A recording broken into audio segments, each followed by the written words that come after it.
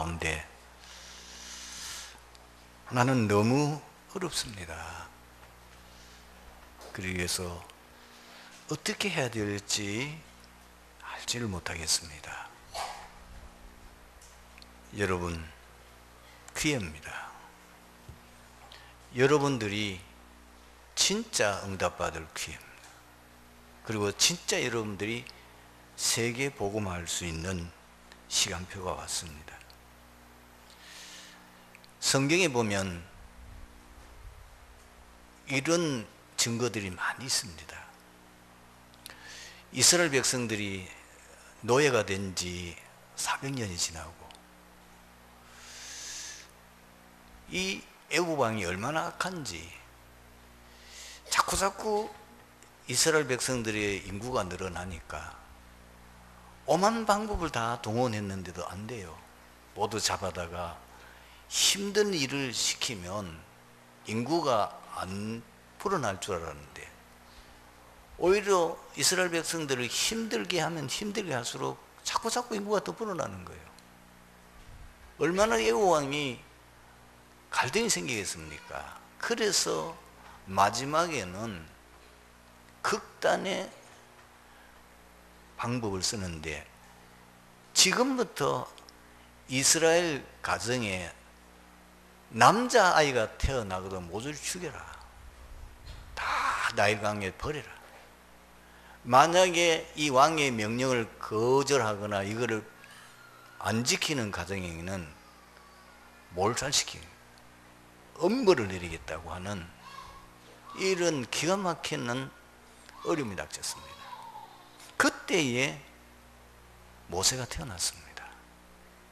그때에 레위 남자와 레위 여자가 결혼해서 이미 위에 누나도 있고 또 형도 있는데 그때까지는 그렇게까지는 안 했는데 모세가 임신되어 가지고 태어날 시기에 이런 기가 막힌 일이 벌어진 거예요.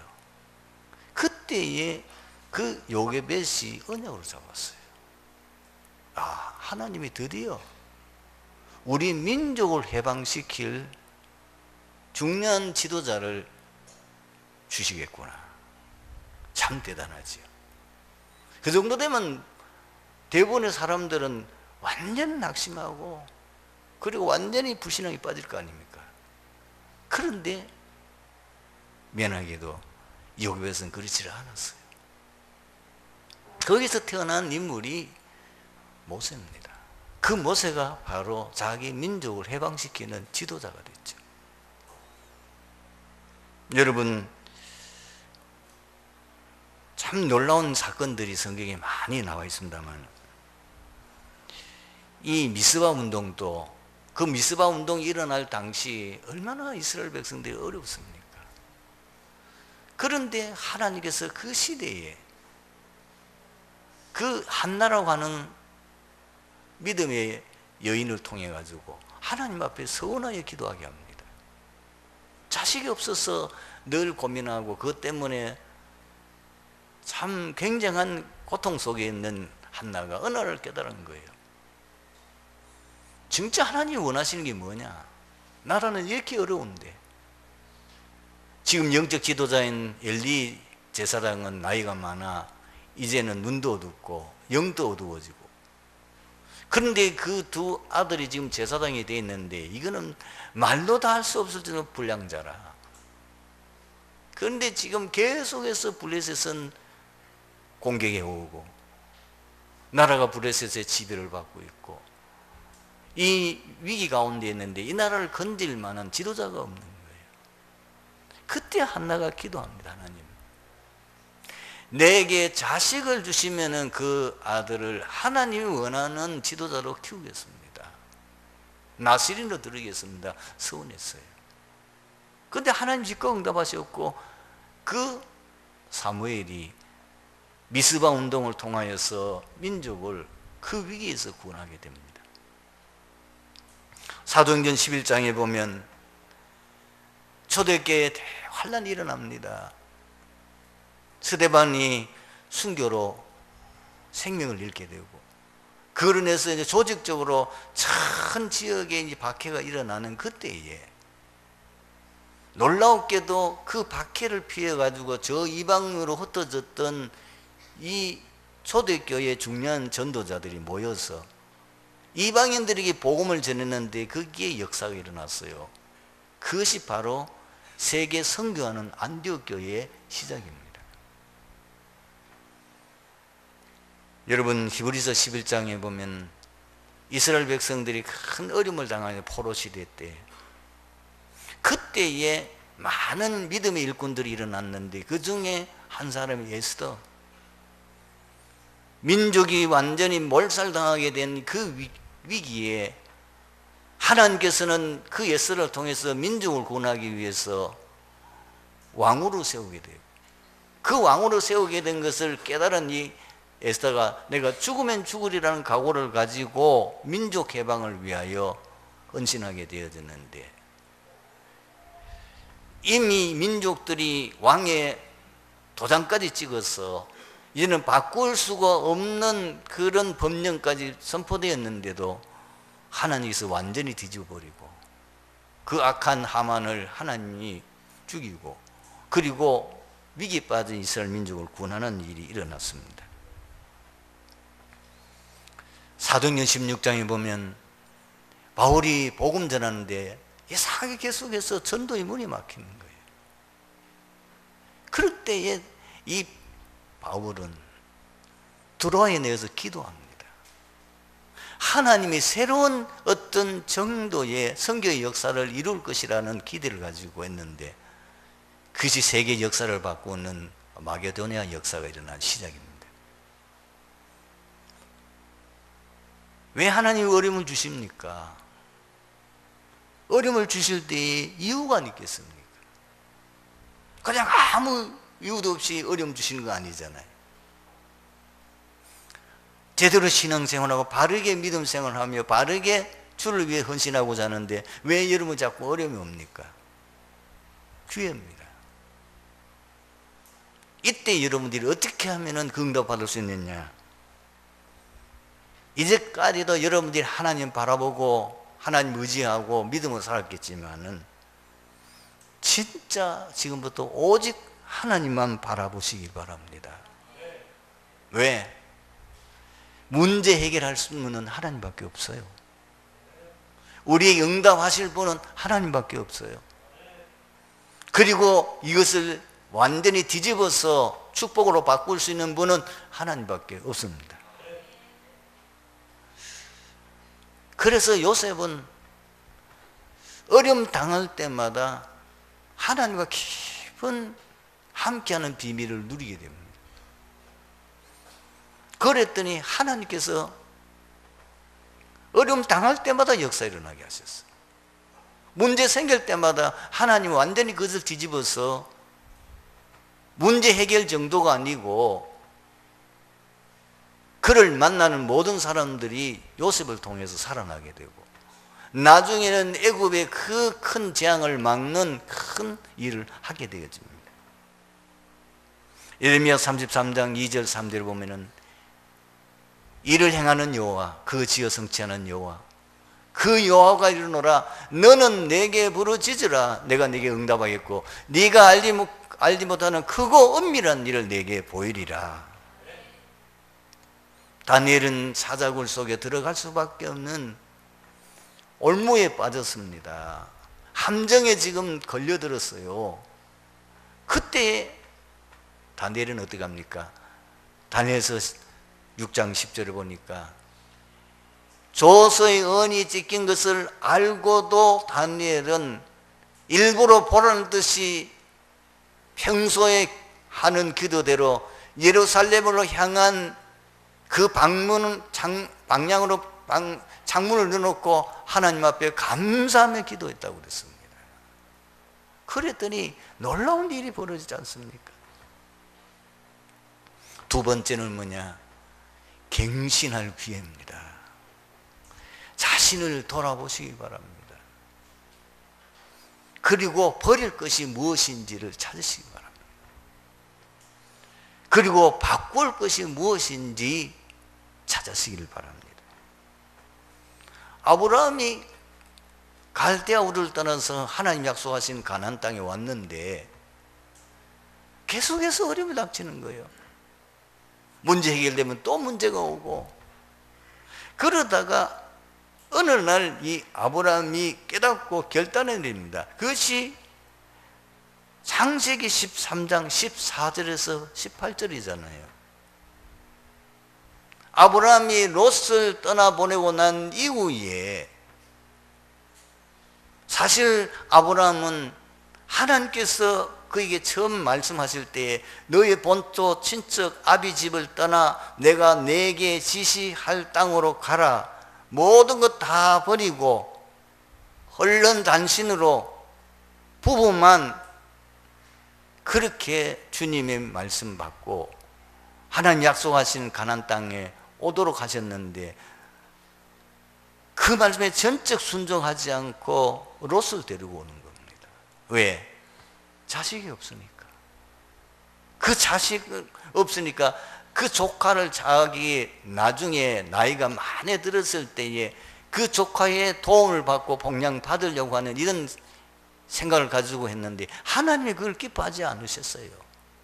그래서 계속 어려움이 닥치는 걸 알고는 아브라함이 그게 결단을 하고는 롯을 보내게 되는데, 그때부터 하나님께서 아브라함에게 응답하기 시작하셨습니다. 세 번째는 뭐냐? 본질적인 것을 올인하십시오.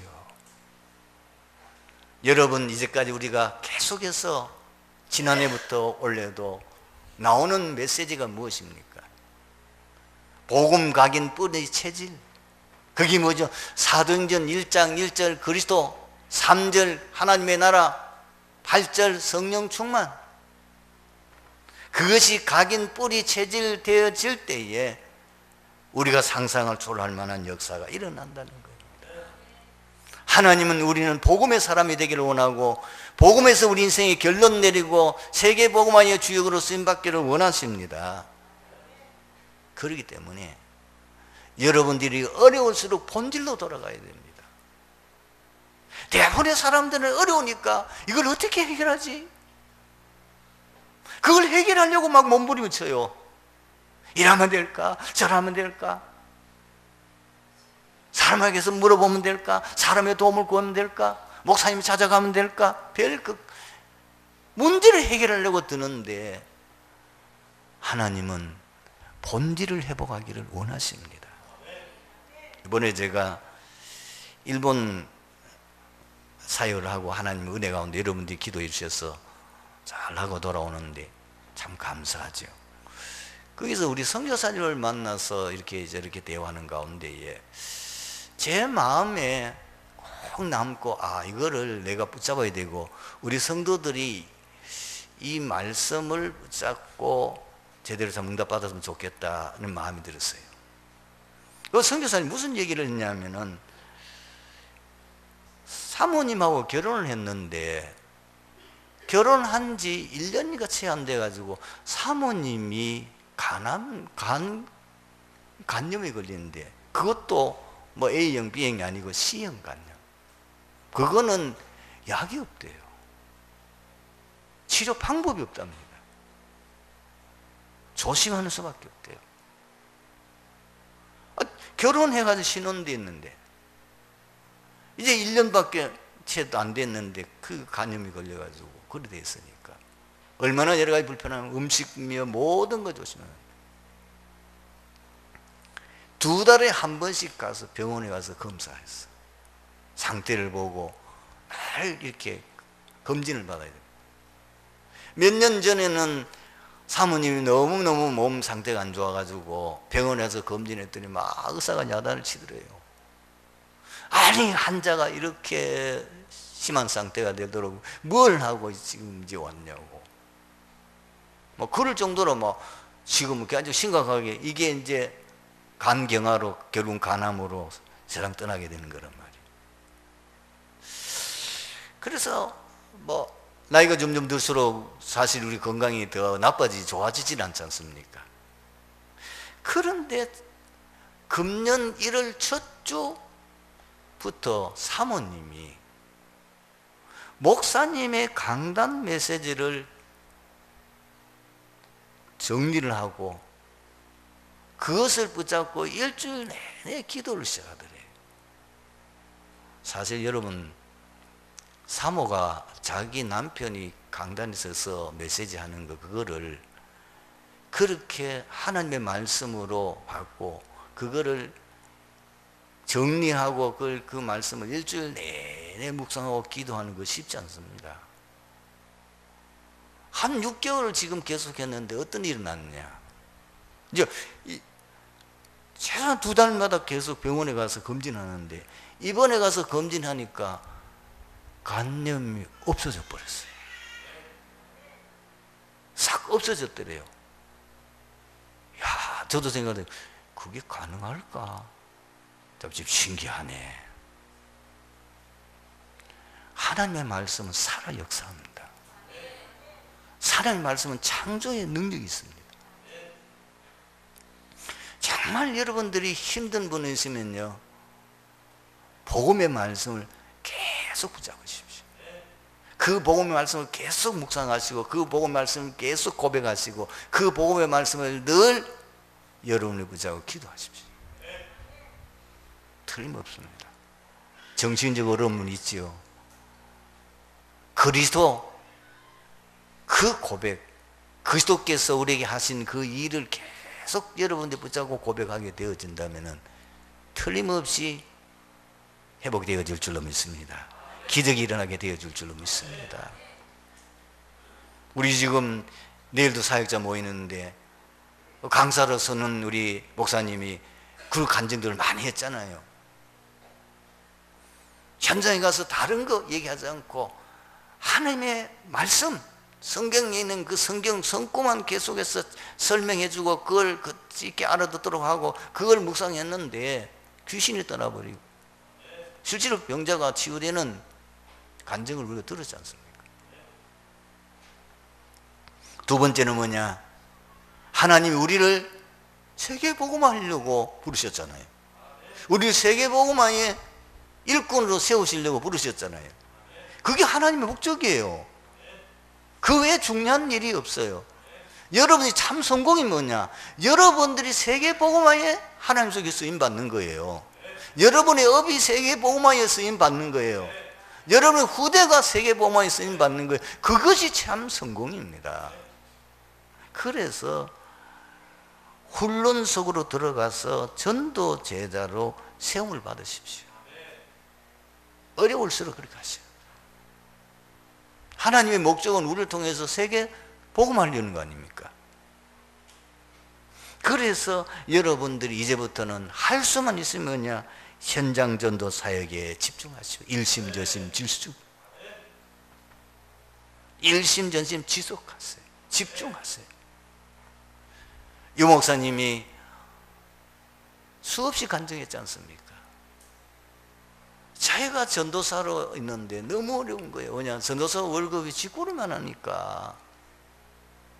자기는 공부를 해서 제대로 하나님 앞에 쓰임받고 싶은 그 마음을 가지고 유학도 가고 싶고 그래서 열심히 유학 갈 준비도 하고 뭐 기도도 하고 했는데 전혀 그 길이 안 열리더라는 거예요.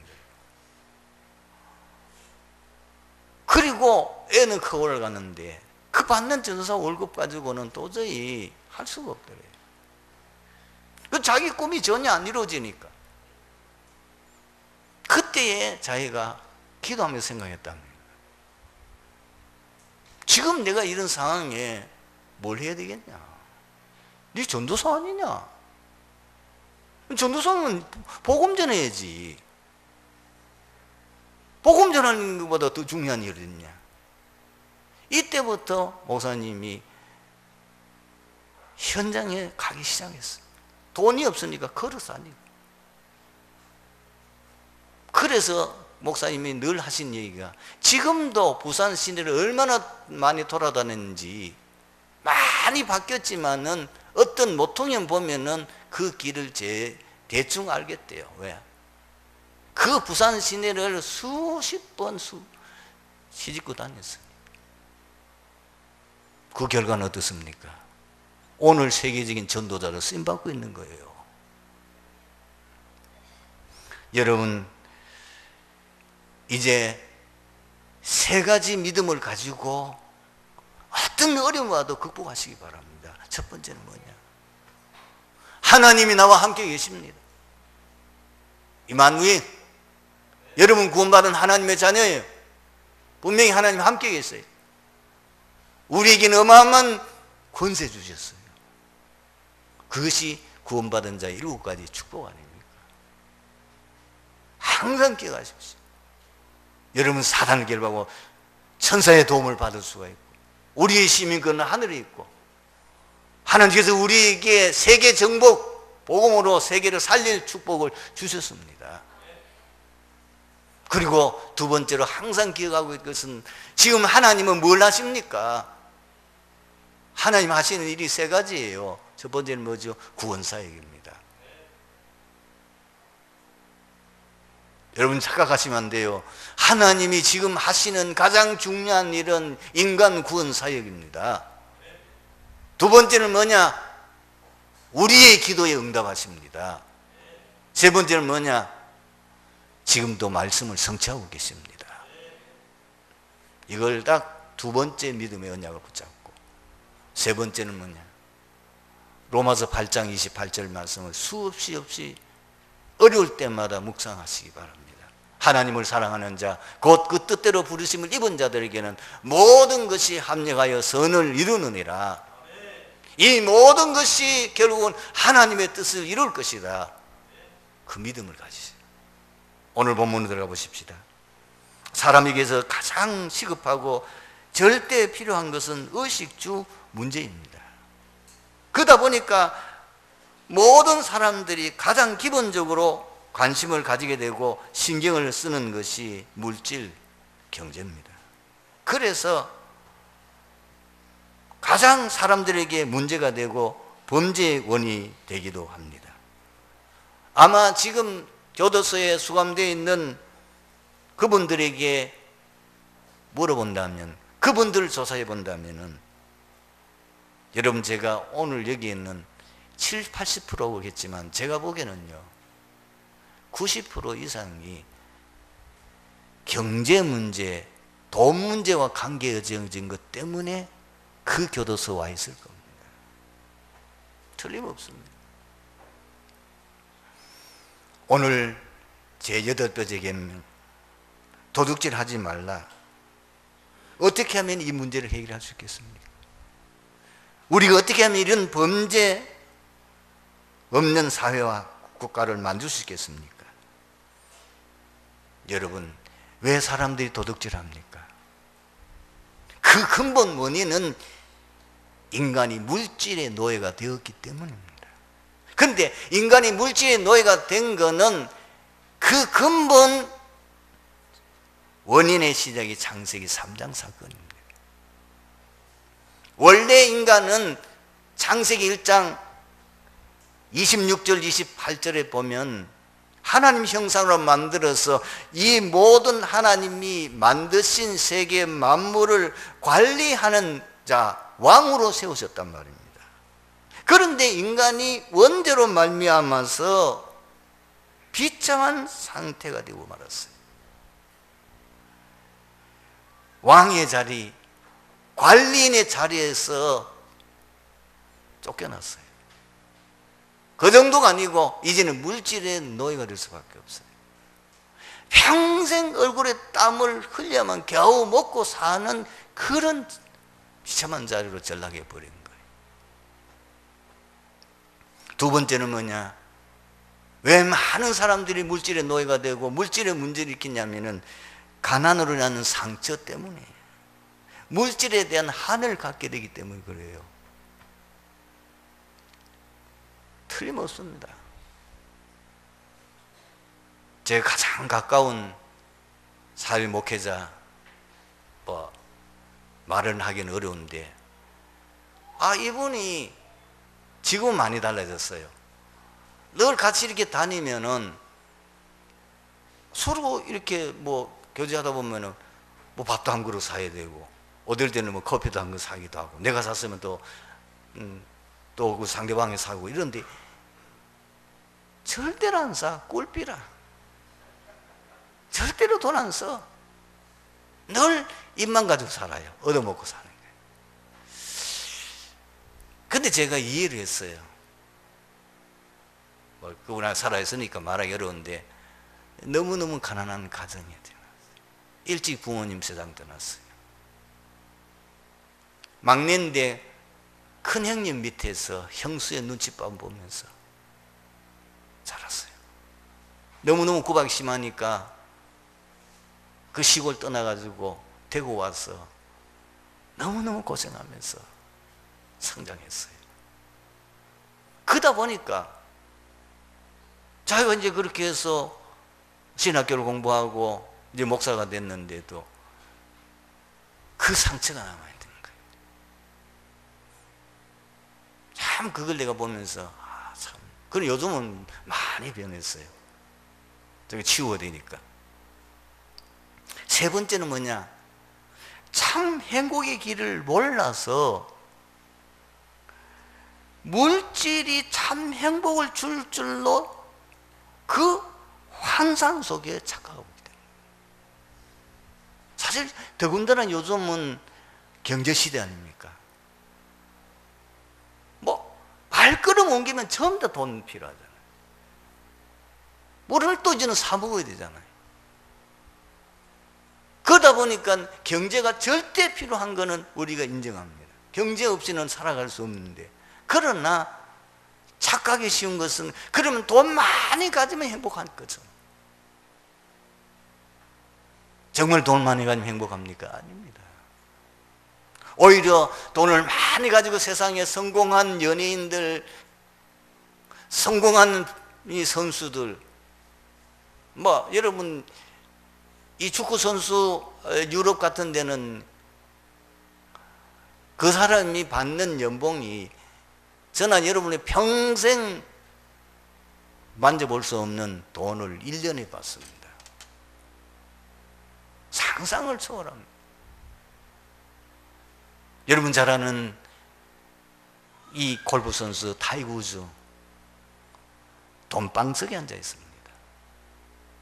지금 그가 가지고 있는 돈은 얼마가 되는지 모릅니다. 어마어마하게 가지고 있는데 완전히 제가 보기에 마약쟁이 되어버렸어요. 가정은 다 무너져 버리고,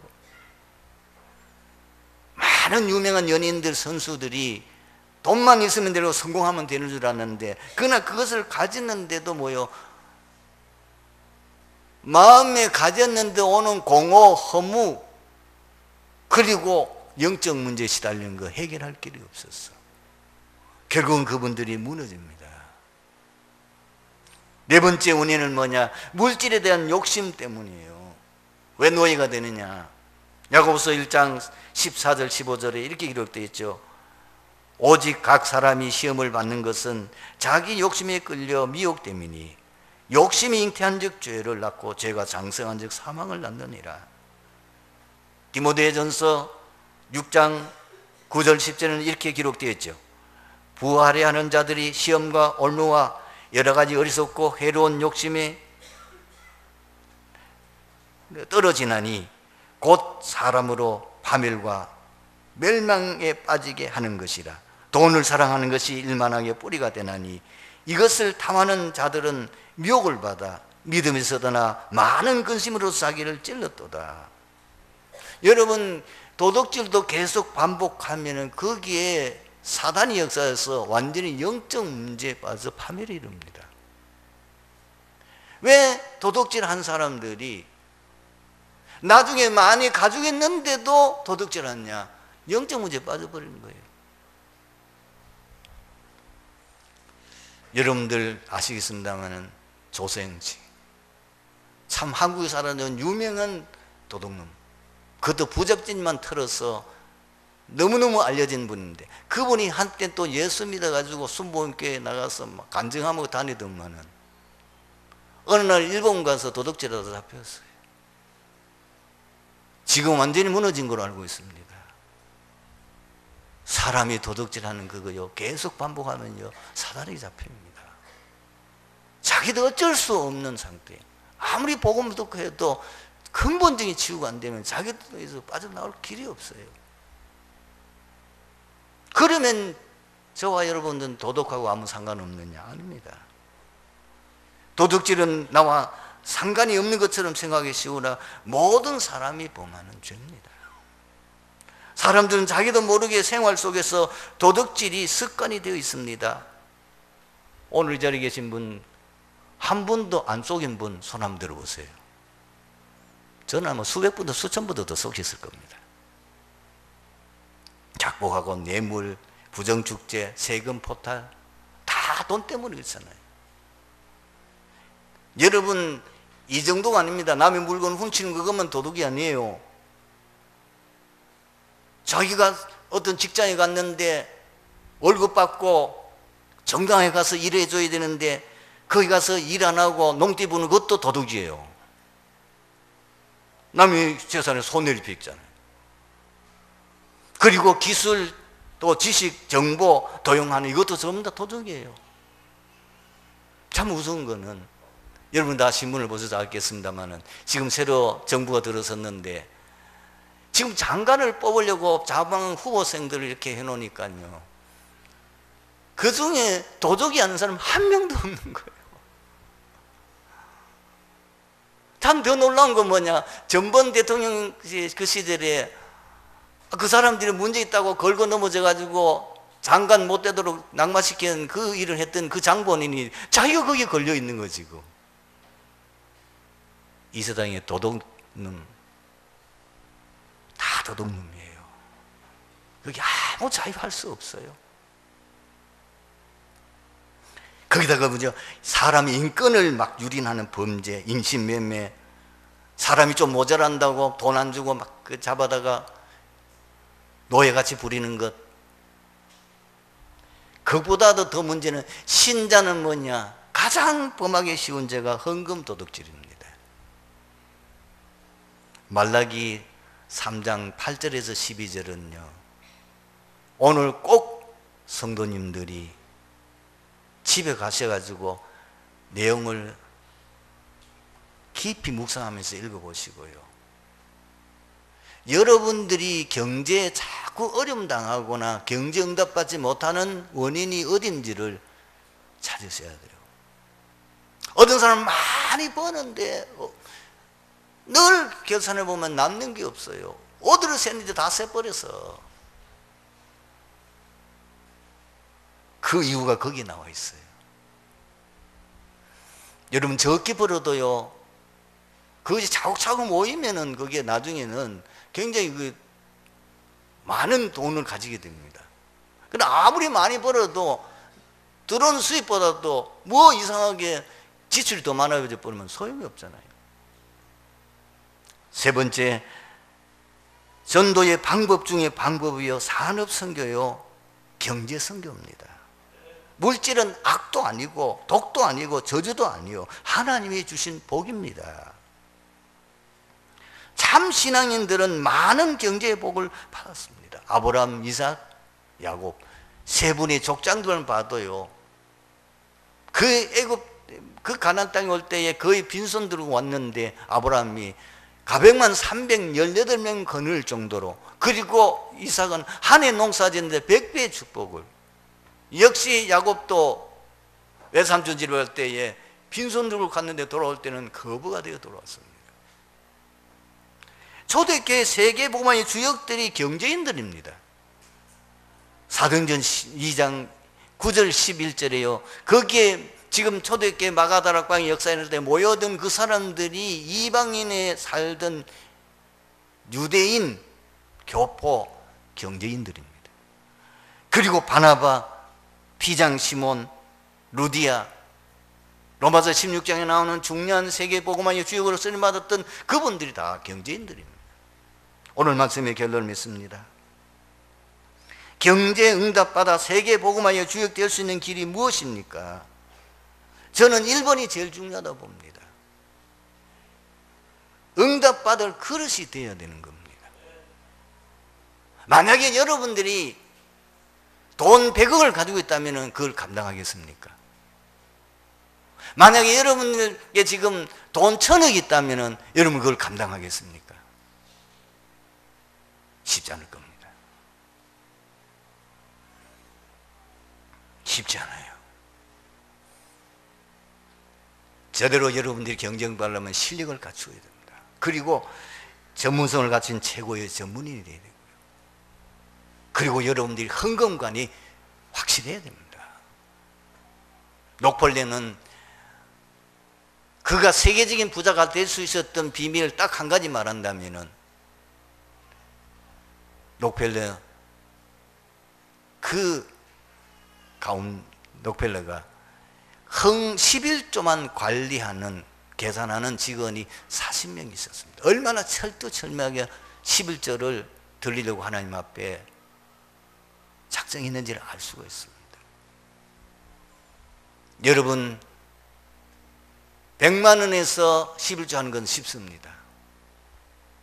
그러나 여러분 1,000만 원 정도 되면 좀 손이 떨릴 겁니다. 11조. 만약에 여러분들이 1억을 번다, 11조 하려면 못할 겁니다. 떨릴 정도가 아니고 못해요. 그러니까 적을 때에 벌써 하나님 앞에 헌금하는, 이거는 하나님의 것이고 나는 관리자일 뿐이고, 그렇다면 하나님이 가장 기뻐하는 일이 복음 전하는 일이다. 거기에 내가 과감하게 투자하는 거다. 하나님 내게 잠깐 맡겨주는 것 뿐이에요. 언제든 여러분 이 땅에 떠날 때 빈손으로 가지. 여러분 그거 됩니까? 관리하는 것 뿐이에요. 갈 때는 빈손으로 가야 돼요. 그렇죠?